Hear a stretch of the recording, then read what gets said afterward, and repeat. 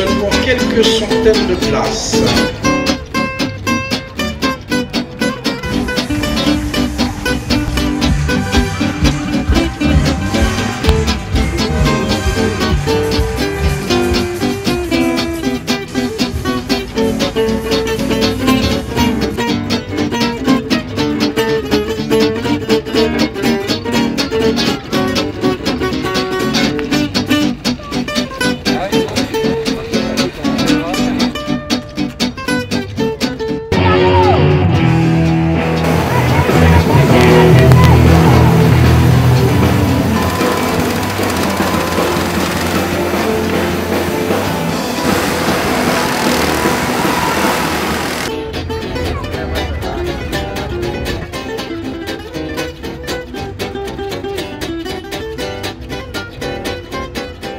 Rennes, c'est une ville d'intégration, c'est une ville où un citoyen n'est pas qu'un simple citoyen, c'est un citoyen qui a sa place. Voilà ce qu'est la ville de Rennes. Je ne veux pas les flatter, je ne veux pas les glorifier, mais c'est la réalité. Après, donc, il y avait aussi la volonté du vivre ensemble, de faire venir aussi les cirques, les théâtres, les forains, les cascadeurs, les musiciens. Déjà parce que bon, pour montrer un peu à la population qu'il y a des années que nous vivons les uns et les autres en se côtoyant, que l'un et l'autre en effet pour vivre ensemble. En même temps, à travers ça, on a nos amis du cirque, les cirques de famille qui subissent de plein fouet le phénomène que les villes les rejettent de plus en plus. Donc c'est des petites structures, des petits cirques de famille. On s'aperçoit que 500 cirques en France, avec 30 à 40 tous les ans qui disparaissent. Les gens sont venus aujourd'hui, dans ce week-end, justement pour dénoncer tout ça festivement. Vous savez, il est plus facile de faire passer un message festif et avec la gratuité des spectacles, de pouvoir attirer les gens. On leur offre avec grand plaisir cette possibilité de venir se divertir.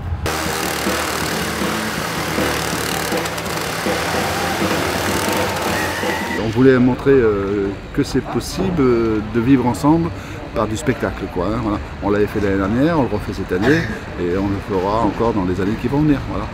C'est très important de le faire, hein, pour montrer qu'avant tout nous sommes citoyens et qu'il faut arrêter de nous prendre pour des voleurs de poules. Tout ça, ça date du siècle dernier, c'est périmé tout ça. Hein. Nous sommes des gens qui veulent vivre ensemble, on se bat pour l'avenir de nos enfants, de sédentaires ou pas sédentaires, le vivre ensemble, dans le respect.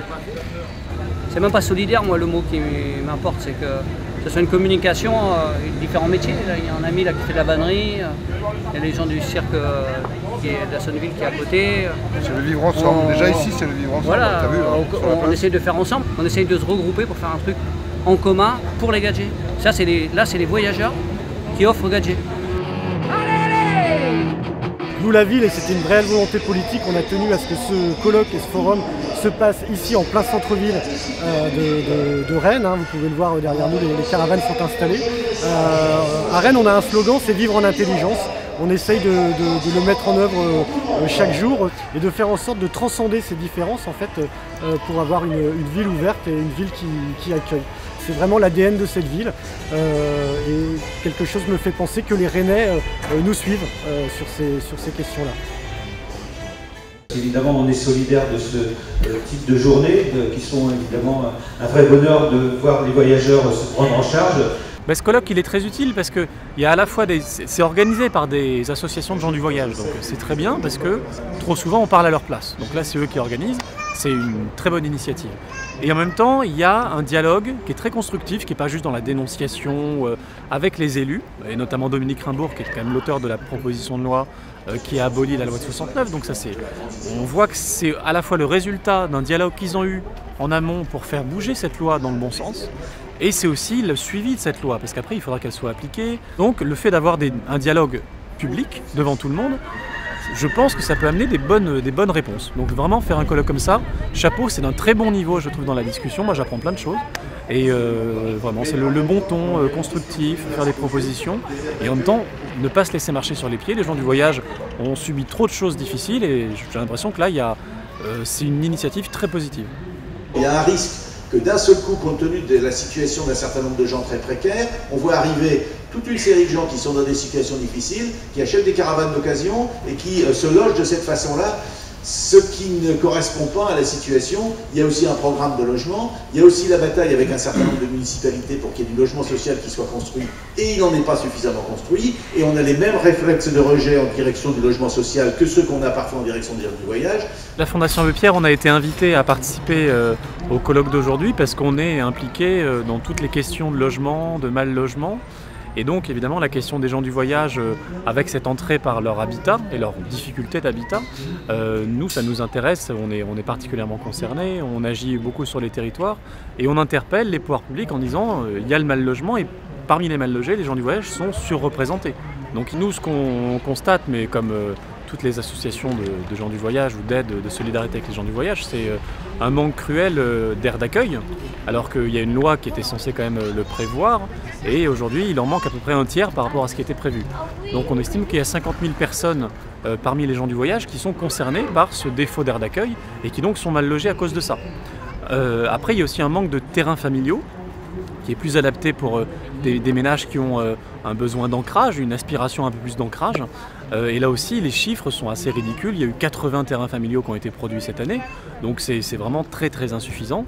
Et ce qu'on constate, c'est que souvent les solutions, quand elles existent, sont très inadaptées. C'est vraiment des terrains qui sont excentrés, qui sont à côté de déchetteries, de voies de chemin de fer. Enfin vraiment, c'est pas des solutions dignes qui sont proposées la plupart du temps. Il y a aussi des bons exemples, hein, mais donc ça repose sur une stigmatisation, quand même un rejet assez général, assez répandu des gens du voyage qui sont vus comme une menace à éviter et des indésirables qu'on ne veut pas accueillir dans sa commune. Il faut arrêter tous ces préjugés, quoi. Là, dans le monde du voyage, c'est le reflet de la société française. Il y en a des bons, des moins bons.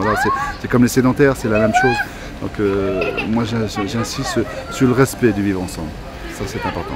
Dans une démocratie, on existe si on prend la parole, si on prend sa place de citoyen.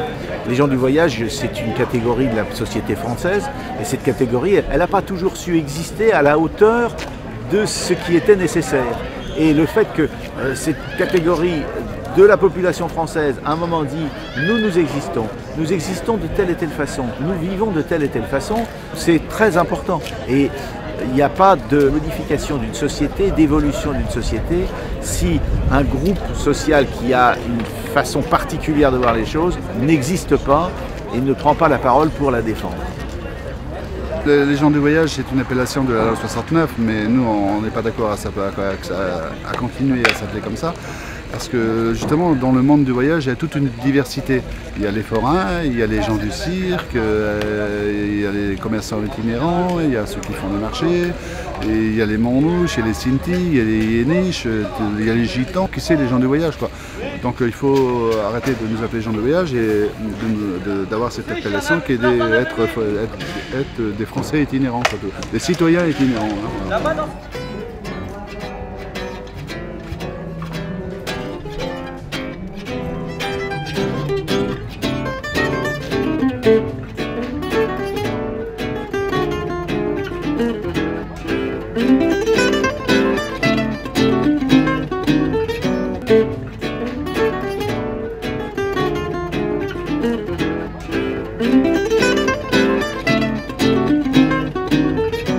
Le 9 juin 2015, le 9 juin de cette année, a donc été votée une proposition de loi qui est une proposition de loi avec 3 volets. Un premier volet qui abroge la loi de 1969, donc qui fait disparaître les titres de circulation, qui réintègre les gens du voyage dans le droit commun de la République.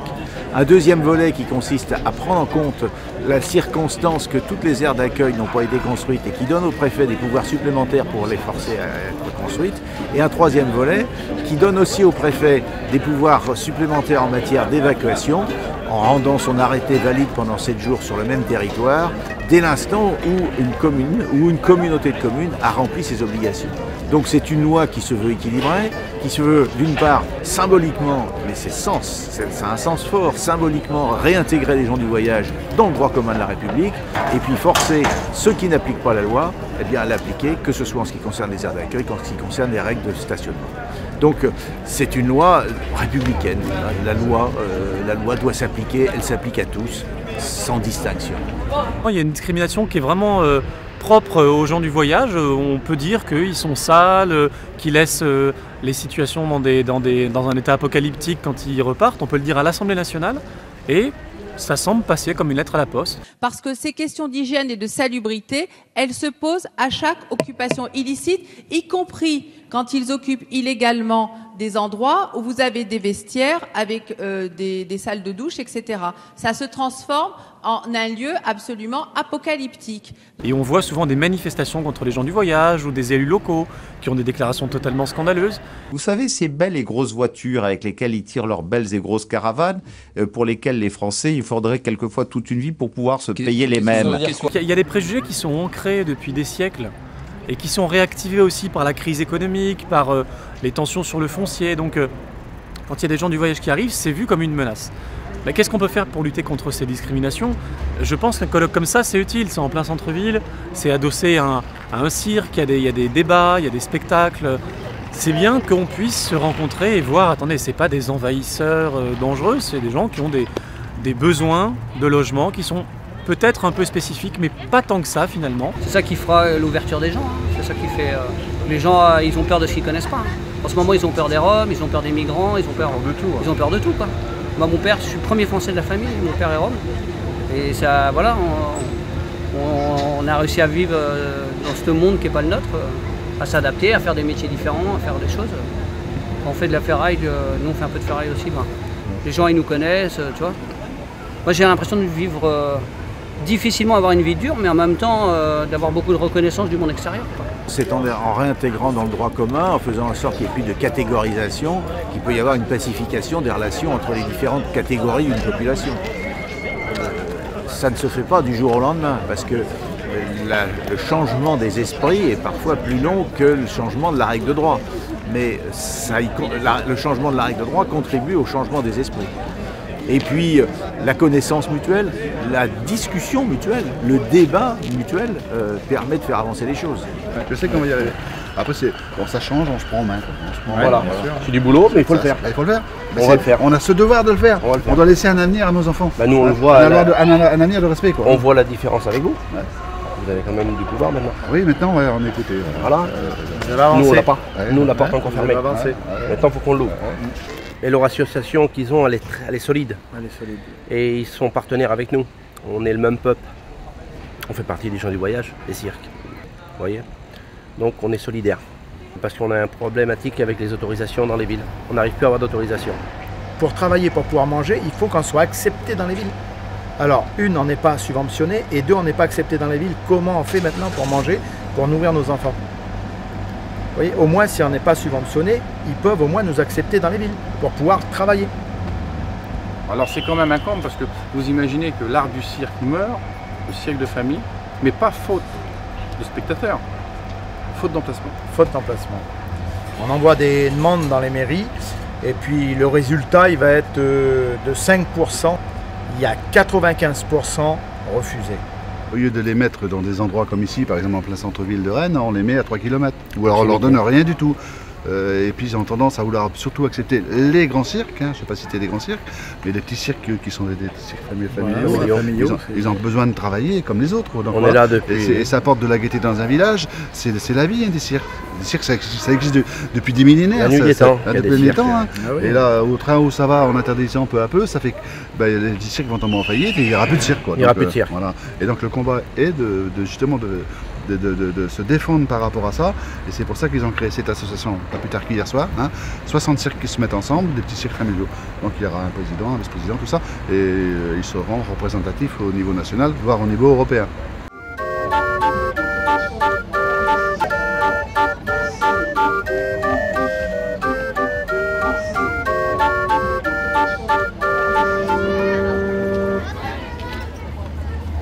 Moi j'aime bien citoyen itinérant. Voilà, citoyen itinérant. Et je crois que si on fait dans les mois ou dans l'année qui va venir un collectif national, ça se ferait l'appeler comme ça. Oui, c'est pas mal. Citoyen itinérant, on est itinérant. Donc bien quand il faudra qu'on le dise ça. Citoyen itinérant. Ouais, c'est important de le dire. Français itinérant et citoyen itinérant. Ça, il faut beaucoup employer ces mots-là. Et dans le dernier reportage que j'ai interviewé à LCI, là, ils nous ont présenté comme ça, comme français itinérant. Dans le reportage de France 2, tu as vu, qui est passé au 13h15, ils m'ont appelé aussi comme ça, français itinérant. Ça va bien. C'est bien. Les français itinérants, c'est super. Et c'est ça, mais pas autre chose, bien sûr.